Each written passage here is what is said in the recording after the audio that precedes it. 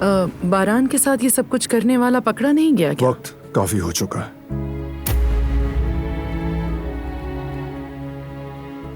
जिहान, तुम्हें सुबह जल्दी उठना था ना? सही कह रहे हैं भाई, मैं भी अभी यही कहने वाला था। सुबह मेरा एग्जाम है। हाँ बिल्कुल जाओ बेटा, पढ़ाई के मामले में कोई मुरव्वत नहीं। हाँ बिल्कुल। तुम मेडिकल पढ़ रहे हो ना? जी हाँ, इसी साल दाखिला लिया है। बचपन से डॉक्टर बनने का शौक था इसे। अपने बाबा की बीमारी को देख देख कर हमेशा से एक ही बात कहा करता था, मैं सिर्फ अपने बाबा को ठीक करने के लिए डॉक्टर बनूंगा। और इसने अपना कहा निभाया, इंशाअल्लाह अब डॉक्टर बनेगा। शाबाश।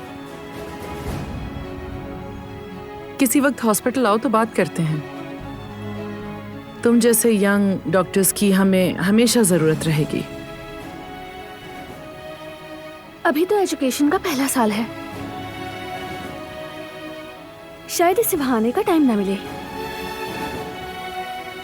भाभी ठीक कह रही हैं, ये साल बहुत मसरूफ है, लेकिन आपने इतना सोचा उसके लिए शुक्रिया। शायद अगले साल आ सकूं। ठीक है, जैसे तुम्हारी मर्जी। बहुत शुक्रिया। Good night everyone.